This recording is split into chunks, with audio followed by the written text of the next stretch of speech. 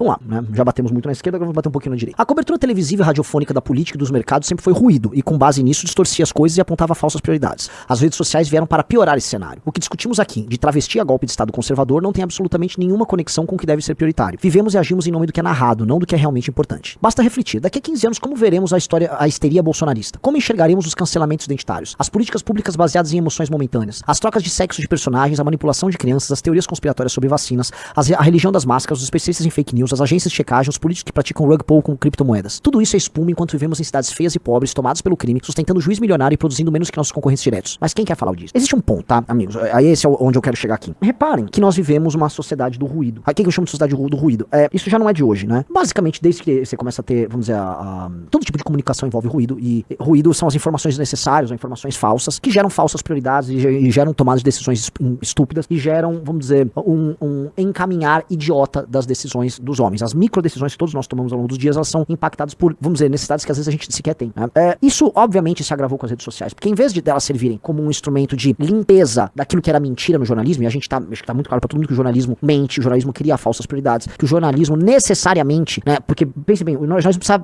não somente te informar, mas ele precisa te manter engajado. Então eles têm que pegar qualquer informação e ficar jogando pro ar e ficar, olha o que aconteceu, isso aqui é importante, isso aqui é importante. Gente, estou falando com não sei o que, isso aqui é importante. Então você fica conduzido em historinhas e narrativas que na prática não são importantes. E a gente imagina, as redes sociais vão cortar isso e você vai focar no que importa, certo? Mentira. As redes sociais criaram suas próprias histórias e suas próprias narrativas, e hoje você vive com muito ruído. E você não consegue decantar o que é ruído e separar assim, ó, isso aqui é o que importa, isso não é ruído. Você vive só no ruído. E por que eu tô falando isso? Pegue boa parte do debate público hoje, no Brasil. O que é realmente importante? Quem está falando hoje em guerra contra o crime organizado? É real. Esse fim de semana eu vi as pessoas agora compartilhando um vídeo do Bukele em que ele basicamente fala, tá? E ele que fez isso, então ele tem toda a moral pra falar. O que nós aqui do MBL estamos falando há um ano e meio. Que temos que decretar guerra ao crime organizado, é guerra, e o problema do crime organizado é ocupação territorial. Você viu isso, né, Riso? Agora estão falando isso. E atrás de quem já tá falando isso no Brasil, ninguém vai, entendeu? Então, assim, o livro amarelo a gente já tá falando disso há tempos. Quem aqui sabe que a gente já há muito tempo tá falando de guerra ao crime organizado? A gente tem essa revista aqui, ó, mas não assim, ela não é a primeira que a gente trata desse tema. Tampouco o livro amarelo, né, já não é de hoje. A gente fala em guerra ao crime organizado. E quando é guerra, é matar os caras, fazer os caras terem medo, prender os caras, ter super cadeias e eliminar a ocupação territorial deles. Nós falamos disso.